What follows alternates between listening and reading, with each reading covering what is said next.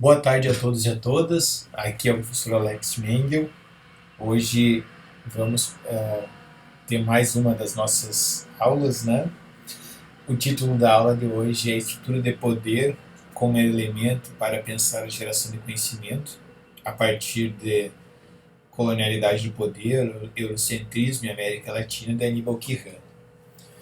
Como vocês já devem ter percebido, essa semana é a primeira vez que nós não utilizaremos um texto e um autor que trata especificamente da construção do conhecimento científico, que discute especificamente no texto a, a, a questão da ciência, né? Mas é um autor que discute a questão do poder no mundo, né? É claro que ele está olhando especialmente para a América Latina, mas a lente de análise, digamos assim, busca pensar a estrutura ou a configuração ou a perspectiva de poder que se estabelece a partir da expansão europeia. E isso para todo mundo, né? É a primeira vez que nós não trataremos um texto, um autor que está tratando especificamente de ciência, mas como vocês devem ter percebido, a questão de poder é sempre uma questão que perpassa a nossa disciplina, que perpassa os nossos estudos, né? E vocês devem ter percebido essa relação de uma maneira bastante íntima, né? E hoje, então, nós vamos fazer uma discussão específica sobre como a estrutura de poder influencia diretamente a geração de conhecimento científico. Obviamente, nós iremos olhar para o lugar onde nós estamos, né? Para a América Latina. Então, eu coloquei algumas questões balizadoras para que orientem esse nosso estudo, para que orientem a nossa leitura, né? A primeira delas é: qual a razão de utilizarmos o presente estudo? As instituições existentes influenciam as ciências? E aí vamos pensar instituições não só como organizações, mas como as regras e as normas que orientam e que, mais do que orientam, que definem a nossa vida, né? Que orientam as nossas escolhas, que definem os limites da nossa tomada de decisão. Dentre elas podem ser também instituições que são organizações, como a igreja, o Estado, né? Então, as instituições existentes influenciam as ciências, aquilo que se considera científico também, né? Porque para algo ser considerado científico, inclusive, deve ter passado pelo escrutínio do método científico, né? Mas há questões que podem ser simples, não questões, há elementos, há questões também, há formas de pensar que simplesmente podem ser consideradas não científicas, no limite pode ser consideradas ridículas, né? E não são nem objeto de análise. Enfim, é só para contextualizar o sentido da questão, né? A terceira questão, então: a vida material influencia a forma com que é feita ciência, né? A maneira com que se organiza a sociedade, a maneira com que se produz em determinada sociedade, a maneira com que se troca em determinada sociedade influencia como é feito ciência? Qual a importância do lugar ocupado no mundo pela América Latina para a ciência que é feita? Qual a ciência tem elementos para problematizar a constituição histórica do conhecimento?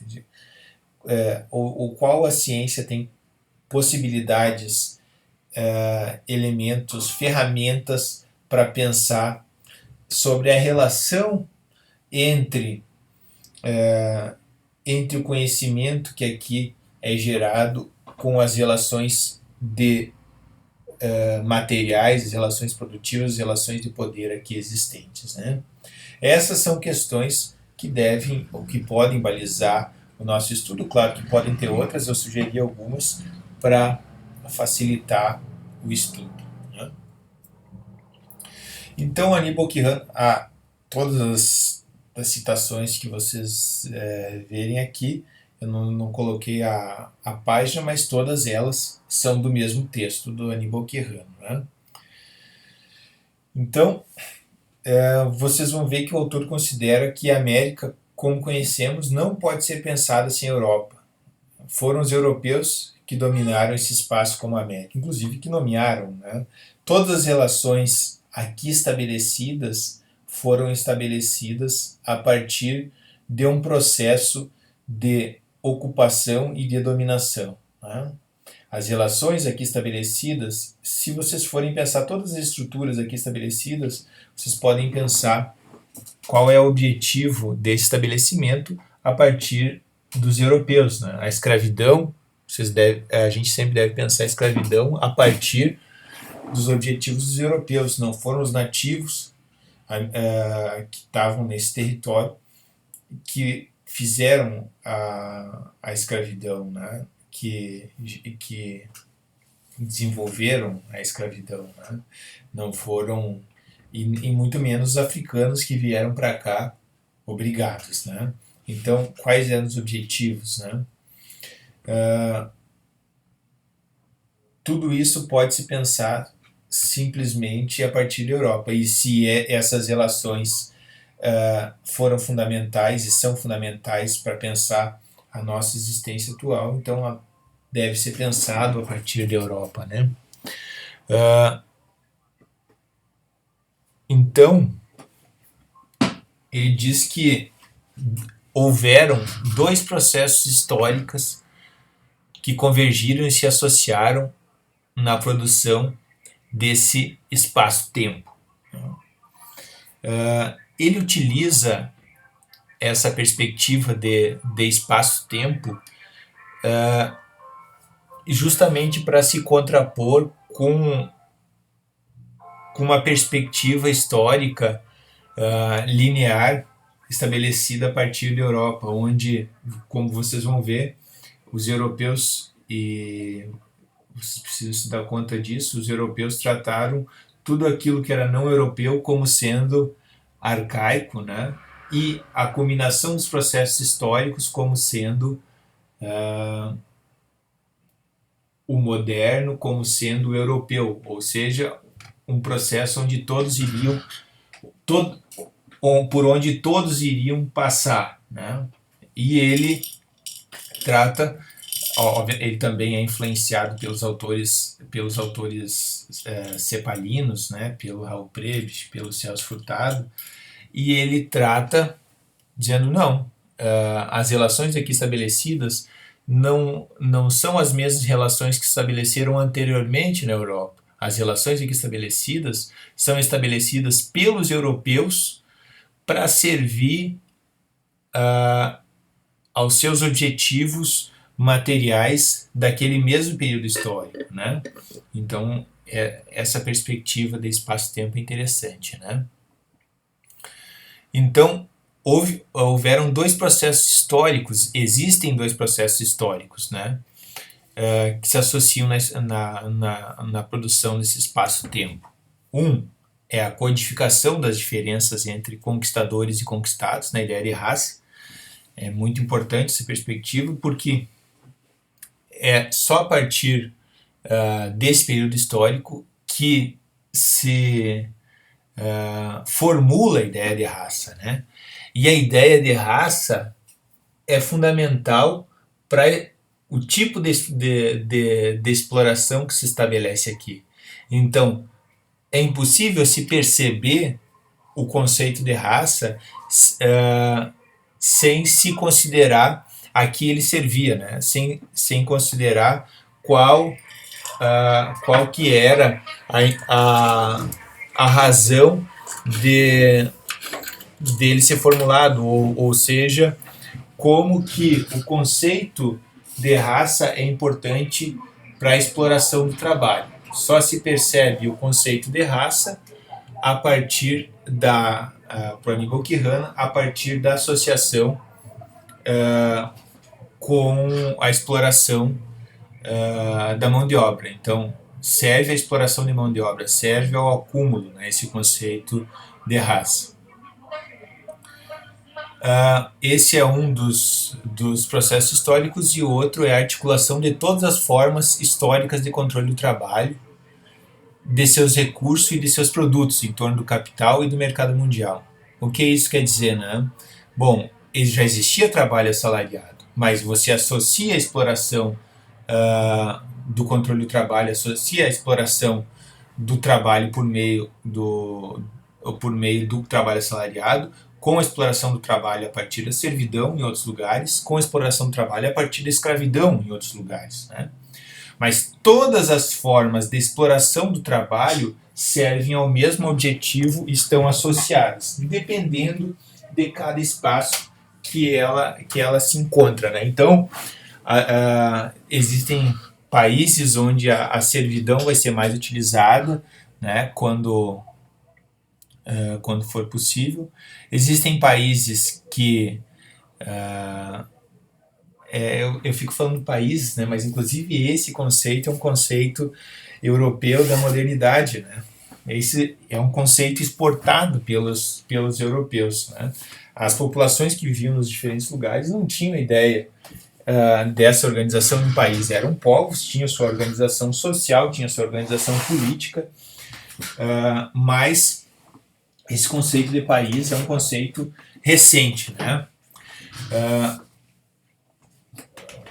Esse conceito de Estado-nação é um conceito recente. Mas, enfim, em cada um desses territórios foram utilizados, né, formas diferentes de exploração do trabalho, né, que teoricamente cada uma delas representava um período histórico, né, na historiografia europeia. Mas, diferentemente de algumas interpretações que tinham na época que foi escrito esse trabalho, ele diz, olha, isso não representa um período histórico onde aquele país está. Isso serve ao mesmo objetivo, né? Isso é articulado a partir do mesmo lugar para o acúmulo de capital. Então, essas duas formas se articulam, essas duas formas convergem, né? A articulação de todas as formas históricas de controle do trabalho e a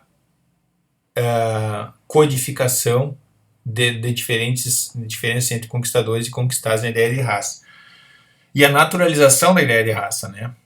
Tanto que é difícil atualmente a gente refletir sobre isso, porque nós não conseguimos compreender muito onde é o surgimento desse conceito. Lembram quando a gente estava da discussão do Latour, né, o que ele fala que, bom, a gente, para naturalizar um fato, nós precisamos esquecer da sua origem histórica, né? Esse conceito não é propriamente o desenvolvimento da ciência, mas é um pouco essa ideia, né?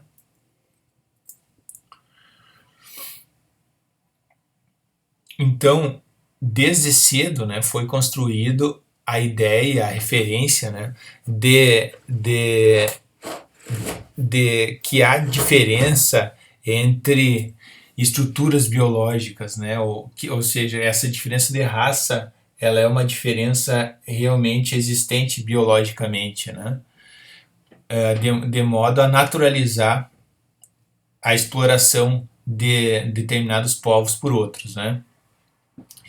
E se construiu, né, diferentes identidades a partir dessa diferenciação. Por um lado, índios, negros e mestiços, né, e, por outro lado, portugueses e espanhóis. Se há diferença biológica entre esses grupos, justifica por que determinados grupos podem ser conquistados ou podem ser dominados e determinados grupos podem ser conquistadores ou dominadores. Justifica, após o processo de dominação, por que determinados grupos devem ocupar determinados trabalhos e outros grupos devem desempenhar outros trabalhos na sociedade. Né? Então, visto que as relações sociais que se estabelecem eram relações de dominação, tais identidades foram associadas às hierarquias, lugares e papéis correspondentes. Raça e identidade racial foram estabelecidas como instrumento de classificação social básica da população. Né? É aí que se estabelece a identidade, porque ainda não existia uma identidade como europeu. O que se fala de europeu são aqueles, hoje, né? Se fala hoje de europeu, são aqueles países, os países dominadores da Europa Ocidental. Né? A Europa como nova identidade surge depois da América, né? E a expansão do colonialismo europeu ao resto do mundo conduziram à elaboração da perspectiva eurocêntrica do conhecimento, e com ela a elaboração teórica da ideia de raça como naturalização dessas relações coloniais de dominação entre europeus e não-europeus. Né? É a partir que o europeu entra em contato e passa a gerar o processo de dominação da América, né, é que se faz elaborações ou se iniciam elaborações no sentido de que havia um processo histórico onde os europeus eram os mais avançados e aqueles que eles estavam dominando eram os menos avançados. Se justifica por que eles têm que dominar, né, levar a sua sociedade para as demais, levar o seu modelo de organização para todo mundo, porque eles têm que dominar aqueles povos, porque eles têm direito de dominar aqueles povos, né? E porque eles têm direito de obrigar os demais povos a trabalhar para eles, né? Eles sendo não só historicamente os mais avançados, mas também biologicamente os mais avançados. Mais ou menos que como eles são historicamente mais avançados, isso se dá também a partir das suas características biológicas, né? A questão né, esse é um pensamento bastante radical, né? A questão é muito radical a gente pensar, a gente se dá conta de quanto essas relações permanecem presentes como organizadores da nossa vida na atualidade, né? Como que elas estão presentes nas instituições de Estado, principalmente nas instituições de Estado, né, que regulam a distribuição de poder. Né? Então, esse é um elemento bastante forte. Mesmo eles deixando de ser os dominadores, ou mesmo nós não sendo mais parte do Império Português, por exemplo, como essas hierarquias permanecem, né? E além disso, assim, ou centralmente, né, como elas cognitivamente permanecem e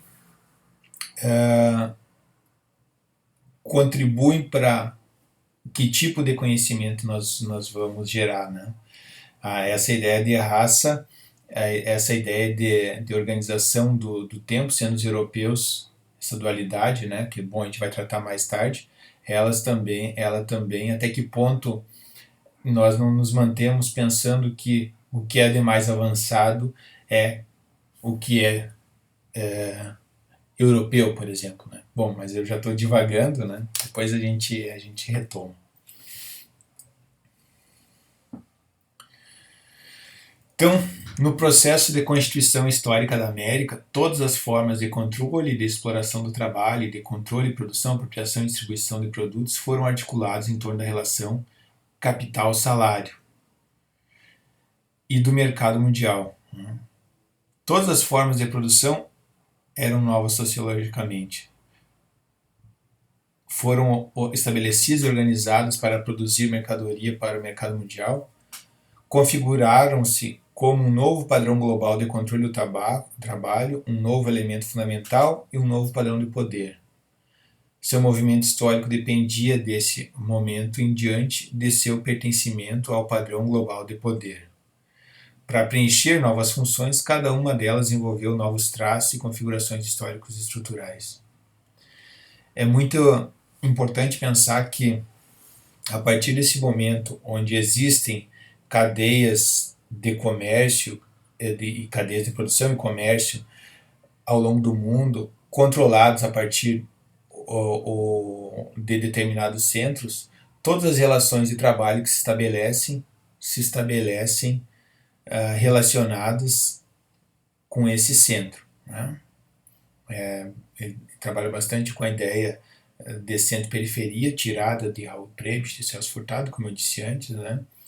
Não quer dizer que as disputas entre as disputas internas em cada território não sejam importantes, mas essas disputas internas se articulam com disputas externas, né? E essas relações, então essas relações internas, elas sempre estão relacionadas de alguma forma com as disputas existentes externamente, né? Com os rumos que o mercado, com que os rumos que o centro toma em determinado período. Isso influencia diretamente as disputas existentes internamente, né? Por exemplo, a gente foi acostumado na escola pensar em ciclos econômicos no Brasil, né?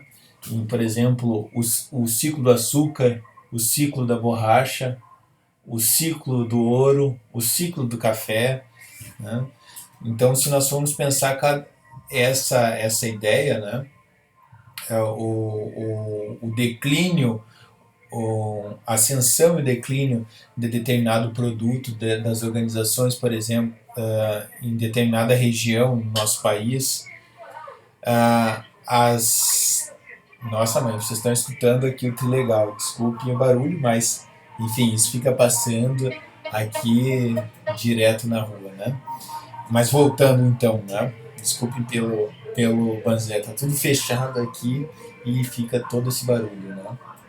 Mas, se vocês se derem conta, né? Tá difícil. Se vocês se derem conta,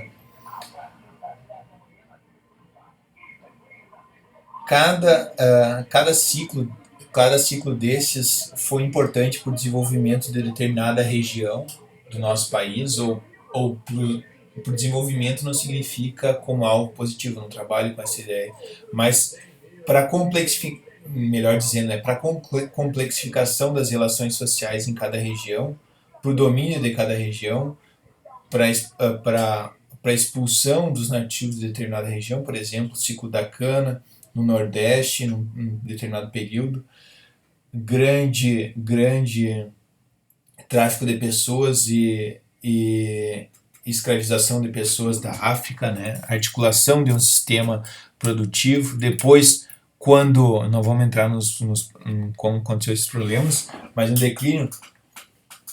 declínio dos preços do açúcar, na busca de novas oportunidades, no início do ciclo do ouro. E aí, inclusive, o ciclo do ouro no Brasil é muito importante para a própria capitalização da Inglaterra, né, e para o desenvolvimento do mercado, para o desenvolvimento bancário da Inglaterra, também não vamos tratar disso agora, mas depois, com o fim ou com o declínio da produção de ouro, para a busca de uma nova oportunidade no mercado externo, é início do ciclo do café, ascensão, né, e logo depois também tem as explicações do declínio, mas enfim, se vocês forem perceber, toda a nossa história de exploração econômica está relacionada com expansão europeia. É disso que ele está falando, né? Que a partir de determinado momento a gente não pode perceber o avanço histórico de determinada região sem considerar qual é o papel que ela assume nesse nessa economia mundo europeia ou nesse sistema mundo, né? Dependendo qual autor você tem que usar, o Brodel ou o Wallenstein, né? Mas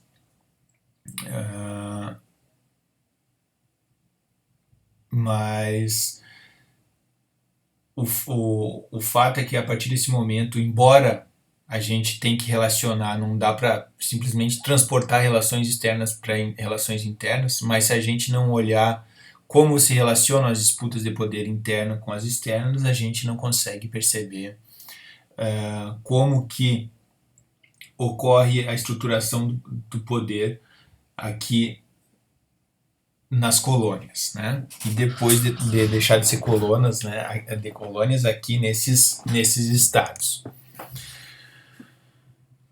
E da mesma maneira a exploração do trabalho que aqui existe, né? Então há uma nova estrutura de poder, né? Um padrão global de controle de trabalho, dos seus recursos e de seus produtos. Isso é para o Quijano, né, a verdadeira novidade, né, proposta é uma palavra doce, né, novidade definida ou implantada pelos europeus, né. É a isso que ele vai ser um elemento fundamental para a definição de modernidade desse autor, como a gente vai ver mais adiante, né? Mas a questão é que isso acaba configurando um padrão de organização social onde, para os países latino-americanos, são naturalizados as diferenças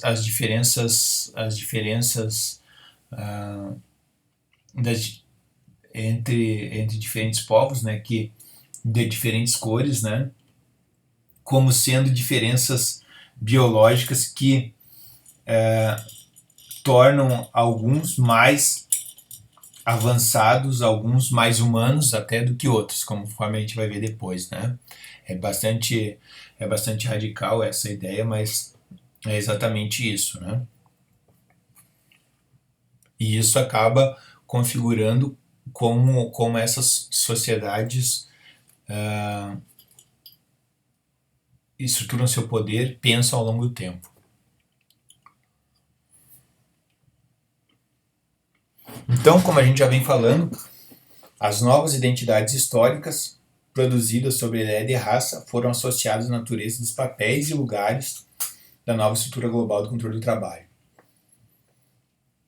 Raça e divisão do trabalho foram estruturalmente associados e reforçaram-se mutuamente. Então, se naturalizou que determinado indivíduo, por ter determinada cor, deveria ocupar determinado espaço na sociedade, né? E, obviamente, para aqueles que eram brancos, né, o trabalho manual, trabalho braçal, era visto de uma maneira muito pejorativa, né? Não era bem visto aquele que fizesse trabalho manual. Só um parênteses, né, também. Então, o que ajuda a explicar o porquê que o trabalho manual até hoje é visto de uma maneira tão pejorativa no nosso país, né? Diferente de outros países. Se você fosse africano, seria impossível você ser outra coisa senão um escravo. Se você fosse português, você desempenharia determinado tipo de trabalho. Né? Mesmo depois de acabar a escravidão, bom, tem dezenas de estudos para mostrar que determinados determinadas atividades são feitas majoritariamente por brancos e determinadas atividades são feitas majoritariamente por negros na nossa sociedade, né?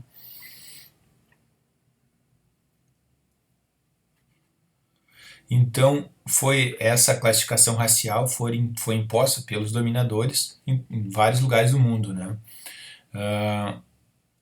Em toda a população mundial, né? Aqui na África eram os negros, aqui na América ou foi tratado como índio, né?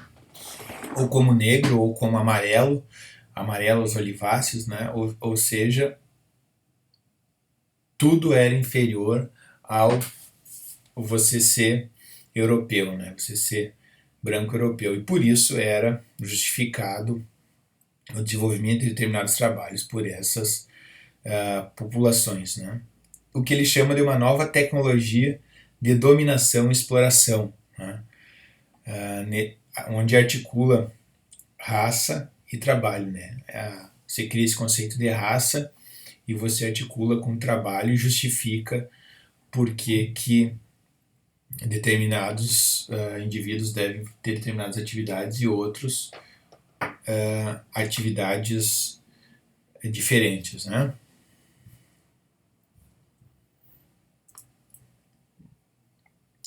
Então ele diz que os europeus desenvolveram um novo padrão de poder mundial e uma nova intersubjetividade mundial, né? Ou seja, que esse padrão de poder gerou um processo cognitivo, né? Um processo gnoseológico, né? Um processo de formação da nossa própria estrutura de pensamento, né? Em primeiro lugar, eles expropriaram as populações colonizadas entre seus descobrimentos culturais, né? Aqueles que resultavam mais aptos para o desenvolvimento do capitalismo e em benefício do centro europeu. Depois, eles reprimiram, tanto como puderam, ou seja, em várias medidas de acordo com os casos, as formas de produção de conhecimento dos colonizados, né? Proibiram, enfim, acabaram com essas formas de produção, seus padrões de produção de sentidos, seu universo simbólico, seus padrões de expressão e de objetivação da subjetividade. Em terceiro lugar, forçar os colonizados a aprender a cultura dos dominadores, né? Forçaram os colonizados, acabaram com as religiões africanas, inclusive nem se chama hoje de religiões africanas, né? Se chama outras coisas, se dá outras denominações, mas não se fala de religiões africanas, né? E obrigaram a ser católicos, né? Obrigaram os índios a se tornar católicos, né? Ou seja, obrigaram a eles a assumir, obrigaram todos os outros que não eram europeus a assumir como sendo a única cultura possível, né? Os únicos costumes possíveis dos europeus. Todo esse acidentado processo implicou um longo prazo de colonização das perspectivas cognitivas, dos modos de produzir ou de otorgar sentido aos resultados da experiência material ou intersubjetiva, do imaginário, do universo e relações intersubjetivas do mundo. Ou seja, as relações materiais, e elas são fundamentais para a formação da superestrutura, para a formação do Estado, da religião, e o Estado e a religião, que formam os incentivos junto com a própria vida material, com o trabalho, definindo o aprendizado, né? É a religião, é a família, é o Estado, né? Que definem como nós devemos viver e o que se aprende desde novo, né? Então, nosso padrão cognitivo é formado por esses elementos. Eu vou trazer alguns exemplos para a gente entender melhor, né? Vamos lembrar o que ele fala, né? Que esses povos colonizadores, né, eles expropriaram, reprimiram e forçaram, né? Ao ponto de que a gente aprendeu uma nova cultura, ao ponto que a gente pensa que tudo que existia aqui era muito atrasado, né? Era tudo baseado em mística, não tinha nenhuma comprovação e não tinha nenhuma lógica no sentido científico que se fala hoje, né? Ah, e não tinha uma organização social avançada como a europeia, né? Primeiro se apropriou, né, dos conhecimentos, né? Se reprimiram aquelas populações, né, a maneira deles criar sua subjetividade e por último forçar eles a aprender uma outra, né? Vou só usar como exemplo, né, Ollantaytambo aqui no Peru, né? Ali fica no Vale Sagrado, onde poderia usar várias outras coisas, né? Mas o que eu trouxe aqui para vocês, né? Essa foto não foi tirada por mim, né? Essas ruínas aqui, né? Elas são grandes silos, né? Eles são voltados para para a Cordilheira dos Andes, né? E tudo aquilo que era e você vê que embaixo tem um vale, né? Se você olhar, né, para oeste aqui, você vai ver diretamente as montanhas geladas dos Andes, né? Da cordilheira. E se e esses, né, essas grandes estruturas eram silos onde tudo que era produzido lá embaixo, né, bom, existia uma organização política, uma organização social, uma organização religiosa, uma parcela de tudo que era produzido era utilizada pelas famílias e outra parcela era guardada nesses nesses silos, né? O método que era aqui, se para vocês terem uma ideia, se guardava batata por cerca de 70 anos, né? Pelo método utilizado por eles, antes, obviamente, da isso é a América pré-colombiana, né? Antes da descoberta pelos europeus, da ocupação pelos europeus. Se guardava existiam dois métodos. Um dos métodos se conseguia guardar batatas por mais de 70 anos, né? Uma coisa que é extremamente difícil até hoje de se guardar, né? E quando houvesse secas, quando houvessem desastres ambientais, essas batatas elas eram utilizadas por todos, né, na comunidade para que ninguém nessa comunidade ou nessa sociedade passasse fome, né? Vejam o que exemplo. Hoje a gente está passando por uma crise ambiental, né? Essa questão do coronavírus. Veja o exemplo das pessoas passando fome, né? E essas sociedades aqui eram muito atrasadas. Só um parêntese novamente, né? E esses conhecimentos eles não foram esquecidos, porque obviamente o povo do Peru sabe, né? Mas foram tratados como conhecimentos menores, né? Frente aos conhecimentos europeus. Daí se diz assim tudo, não, eram construções religiosas, né? Mas nesse momento a religião não se diferenciava do poder político aqui, né? Por exemplo, obviamente haviam cerimônias religiosas para se levar o alimento até até esses silos, né? Que o líder religioso era também um líder político, né? Mas essa também era uma característica da Europa basicamente até a modernidade, né? Onde eu veja por quem eram eleitos os papas, né? A importância que tinha com o Império Espanhol e qual a relação do Papa para a expansão do poder europeu, né? Então, os europeus não eram tão distantes assim da religião nesse mesmo período e não são até hoje, né? Se a gente for olhar em determinados sentidos. Mas esse é um exemplo, né, que a gente pode pensar de como, bom, se expropriaram, né, fizeram com que as populações perdessem a sua cultura religiosa, sua cultura política, né, para que as novas gerações não soubessem, inclusive, da existência, e obrigaram essas populações a aprender a cultura europeia, achando que a cultura europeia era a mais avançada. Esse é um outro exemplo também do Peru, né? A foto não foi tirada por mim, mas é um lugar extremamente interessante, né? Esse lugar chama Murai. Se vocês estão vendo os diferentes terraços, né? Isso era uma área experimental que tem foi recolhido pólen, né? E se eu não me engano, foi recolhido pólen aqui nessa área experimental de 500 anos depois de Cristo, né? Mas a grande questão, né, que se tem aqui em Murai é que aqui era utilizado para se aclimatar plantas provindas da Amazônia para o altiplano, né? Então, naquele círculo, a diferença de temperatura entre aquele círculo mais de baixo e o terraço mais de cima é de 16 graus, né? Então, você trazia uma planta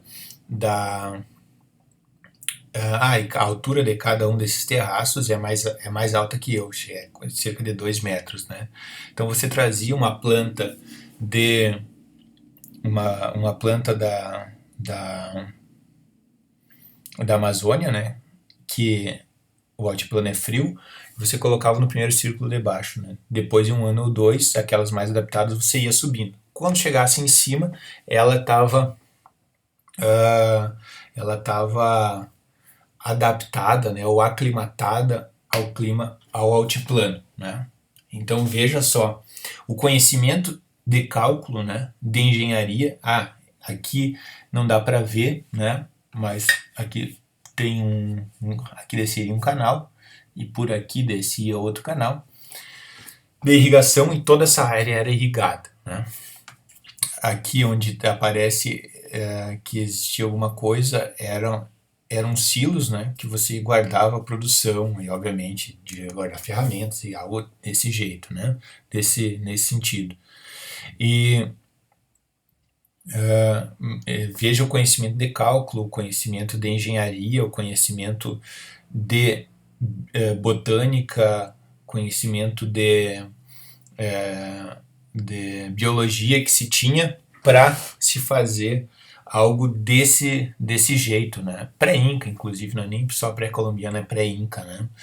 Veja o conhecimento todo que se detinha na América, que é tomada hoje como algo que não se tinha grandes conhecimentos e que os grandes conhecimentos foram trazidos, a ciência foi trazida pelos europeus, né?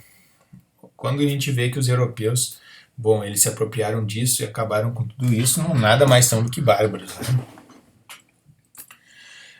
Essa outra foto aqui, né, era dessa cidade, Tenochtitlan, né?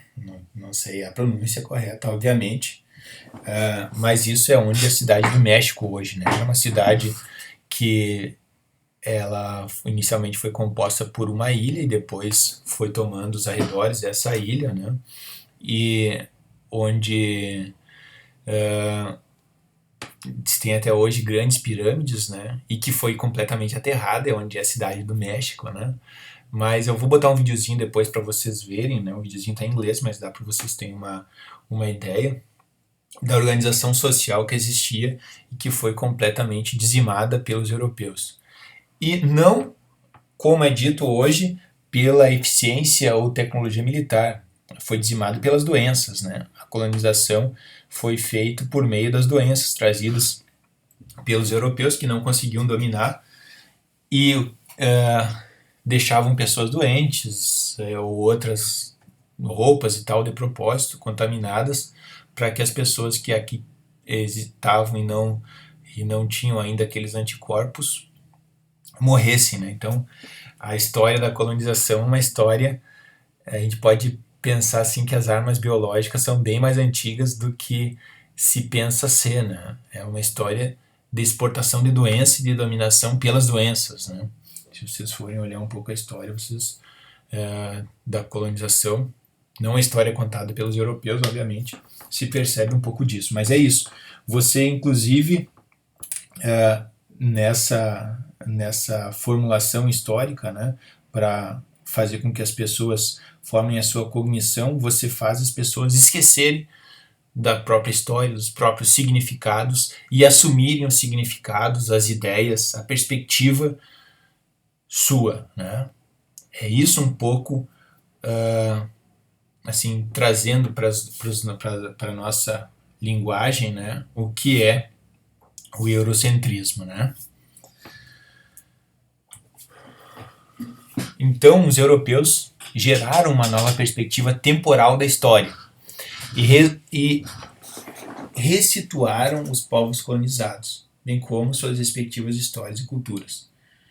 No passado, uma trajetória histórica cuja culminação era a Europa, ou seja, há um processo linear, né, onde você, para os europeus, você é um povo, um processo grande, você sabe, né, você é nômade, você se sedentariza, você tem uma sociedade politeísta, depois tem uma sociedade monoteísta, você desenvolve o comércio, você desenvolve a cidade, parará, até chegar onde todos são maravilhosos e europeus, né?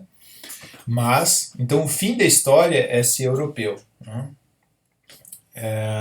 Então se divide sempre o mundo é sempre dual, né? Entre moderno, arcaico, onde o moderno significa ser europeu, Ocidente e Oriente, onde o Ocidente é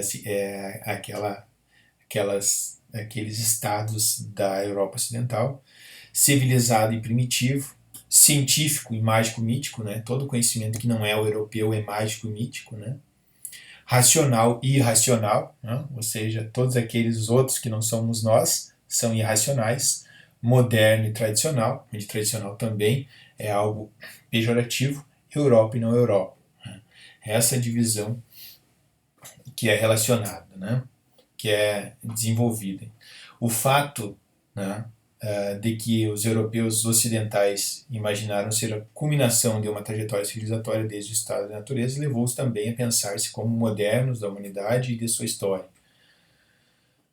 O mais novo, o novo e ao mesmo tempo o mais avançado de sua espécie. Eu até diria que eles se consideram o europeu humano e os outros não humanos, né? Um dos indícios, né, se vocês procurarem na Federal de Santa Catarina, na IELA, vocês vão ver essa foto, né? Essa foto é de 1830, alguma coisa, né? São nativos charrua da banda oriental aí do Uruguai, né? Sendo levados para exposição na França, né? Exposição em zoológicos e exposições, né? Um cacique, inclusive. Ou seja, você considera essas exposições eram comuns na França, né? Nos Estados Unidos também, que obviamente eram descendentes europeus que dominavam aquela sociedade. Você considera todos os outros basicamente não humanos, né? Então, o exótico é tudo, quanto mais distante do europeu, mais distante da civilização, mais distante da humanidade, né? Ao ponto de você colocar em zoológicos essas pessoas, né? E isso acontecia até final do século XIX, né? Talvez início do século XX, se vocês procurarem na internet, vocês vão encontrar relatos nesse sentido, né?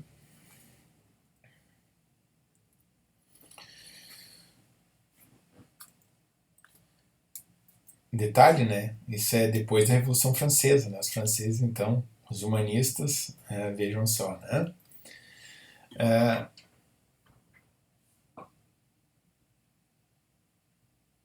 Então, o que o Aníbal Quirrano chama de modernidade, né? O que ele vai dizer o que é a modernidade, né?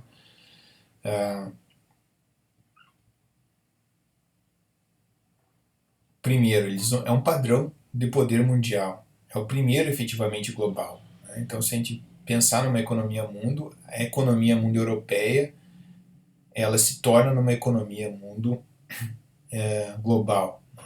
Ou, de acordo com Wallerstein, né? Sistema mundo. É o primeiro em que cada um dos âmbitos da existência social estão articulados com todas as formas historicamente conhecidas de controle das relações sociais correspondentes, configurando em cada área uma única estrutura com relações sistemáticas entre os seus componentes e o seu modo em seu conjunto, né? Então, a família controla os indivíduos, controla os corpos, controla o sexo. O Estado controla a violência. As empresas controlam a riqueza, mas obviamente cada uma dessas estruturas, né, elas se relacionam com as demais, se complementam, formando um conjunto. Isso são relações da modernidade, né? É o primeiro em que cada uma dessas estruturas de cada âmbito da existência social está sob a hegemonia de uma instituição produzida dentro do processo de formação, como eu acabei de falar agora, né? Cada uma dessas instituições existe em relação de interdependência com cada uma das outras, né?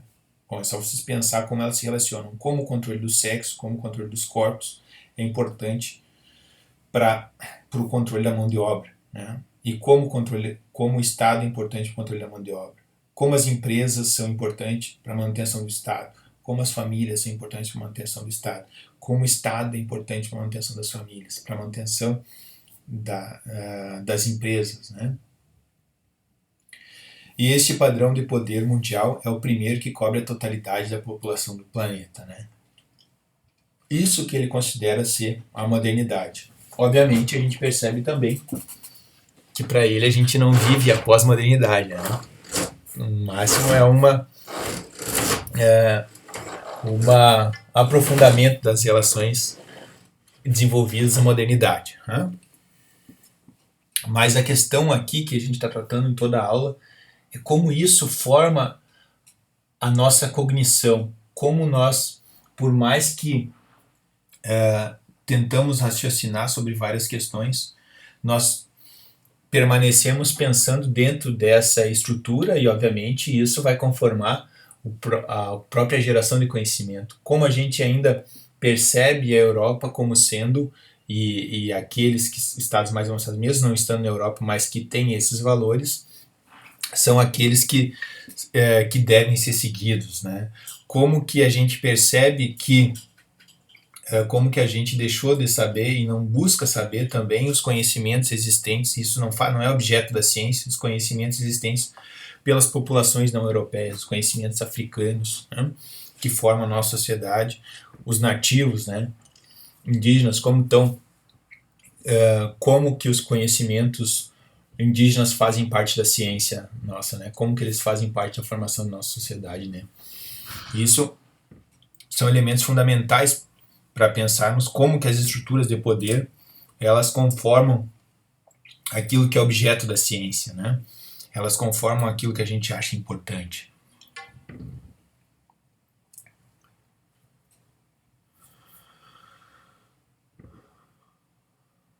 Então, a elaboração intelectual do processo de modernidade produziu uma perspectiva de conhecimento dual, né? Eurocêntrico, onde divide entre tudo colonial, moderno, capitalista. Tem essas três características, né? Colonial moderno, ou seja, baseado essa divisão colonial, baseado numa estrutura de poder baseado na associação entre raça e exploração do trabalho, não? Capitalista e eurocentrado. Essa perspectiva e modo concreto de produzir conhecimento se reconhece como eurocentrismo. Não? Racionalidade é a perspectiva de conhecimento que se torna mundialmente hegemônica, colonizando e sobrepondo-se a todas as outras demais, prévios ou diferentes, e a seus respectivos saberes concretos, tanto na Europa como no resto do mundo.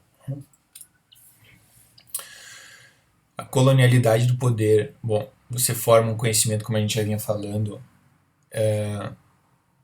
dual e evolucionista, né? Ao mesmo tempo, há uma evolução entre quanto mais distante do europeu, menos evoluído, né? E aí você cria uma dualidade entre moderno e arcaico, não europeu. Europeu, como a gente já vinha falando antes, né? E ao ponto de que há uma separação, isso a gente já vinha lá no Descartes, né? Entre sujeito, razão, e o corpo é a prevalência da razão sobre o corpo, né? Então, se você não tem aquela estrutura europeia de pensamento, né? Você não pensa, né? Então, todo aprendizado que é baseado na experiência corporal e não na leitura, né, você não considera como conhecimento, considera como conhecimento irrelevante, né? Porque, como vocês viram em Descartes, se você não consegue sentir Deus, se você não consegue ver Deus, se você não consegue cheirar Deus, se você não consegue tocar Deus, mas você consegue pensar sobre Deus, significa que seu corpo é menos evoluído do que a sua mente, né? Que seu pensamento, que o seu raciocínio, que a sua alma. Então, tudo aquilo que você aprende a partir do seu corpo é menos relevante, né?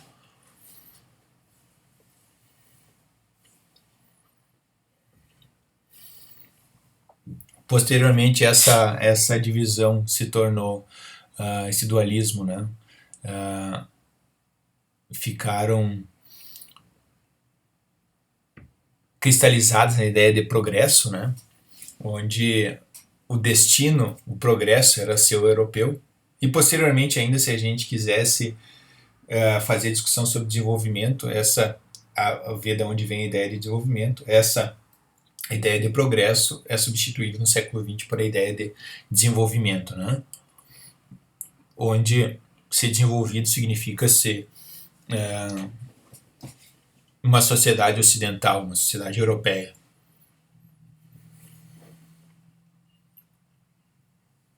Então, o padrão de poder baseado na colonialidade implicava também um padrão cognitivo, uma nova perspectiva de conhecimento dentro do qual o não europeu era o passado e, desse modo, inferior, sempre primitivo.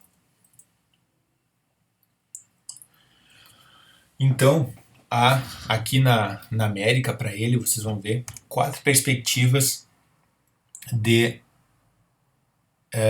desenvolvimento da sociedade colonial. Uma é um limitado, ele chama de limitado, mas real processo de descolonização e democratização através de revoluções radicais, como a do México e a da Bolívia. Um limitado, mas real processo de homogeneização colonial, como no Cone Sul, por meio do genocídio massivo da população aborígene, né, o que fez Chile, Uruguai e Argentina. Uma sempre frustrada tentativa de homogeneização cultural através de genocídio cultural dos índios, negros e mestiços, como no México, Peru, Equador, Guatemala, América Central e Bolívia, e a imposição de uma ideologia de democracia racial, que aqui a gente conhece no Brasil, na Colômbia e Venezuela. Então, esses 4 caminhos são tipo os tipos ideais, vamos dizer assim, de manutenção ou de imposição da colonialidade do poder, né? A colonialidade do poder, estabelecida sob a ideia de raça, deve ser admitida como fator básico da questão nacional do Estado-nação. Na América Latina, a perspectiva eurocêntrica foi adotada pelos grupos dominantes como própria e levou-os a impor um modelo europeu de formação do Estado-nação para a estrutura do poder organizados em torno das relações coloniais. Então, a gente percebe que, ou vocês vão perceber no texto, que as sociedades, que as elites da América Latina não têm uma identificação, não podiam ter uma identificação, né? Como você vai, se você é uma sociedade escravocrata, como é que você vai se identificar com o seu escravo? Você se identifica com aquele, entre aspas, seu igual que está no centro. Você quer ser como centro. Você busca consumir as mesmas coisas que o centro. você não quer, você acha pejorativo consumir as mesmas coisas que seu escravo. Você não quer trabalhar como seu escravo. Você não quer ser parecido com seu escravo.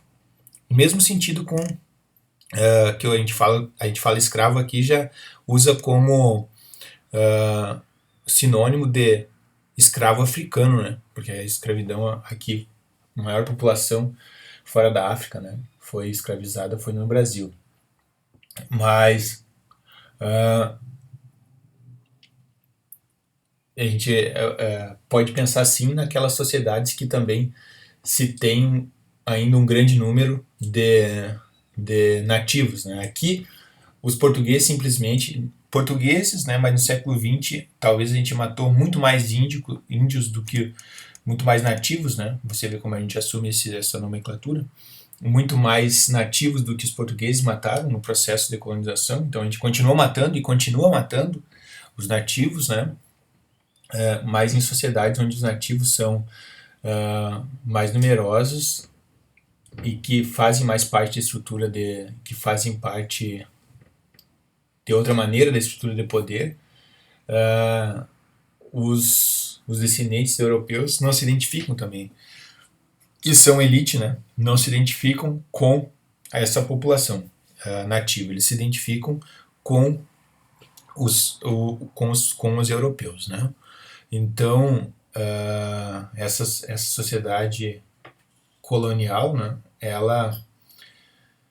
essa estrutura, né, é para a gente pensar até que ponto a gente mantém ou até que ponto a gente vai manter ela, né, até que período a gente vai manter ela.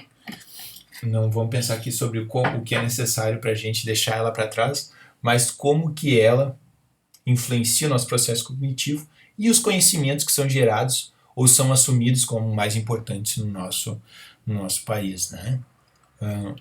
E nos países ao redor do mundo. Então, pessoal, espero, não é um tema fácil, né? Espero ter feito me entender, espero poder ter ajudado vocês, né? E desejo uma boa leitura. É um texto, eu acho que eu vou deixar todo o livro lá, é um texto denso, mas extremamente importante para nós pensar a constituição da nossa sociedade e dos conhecimentos aqui existentes, né? Então eu desejo um bom estudo para todos vocês. Um abraço e até a próxima semana.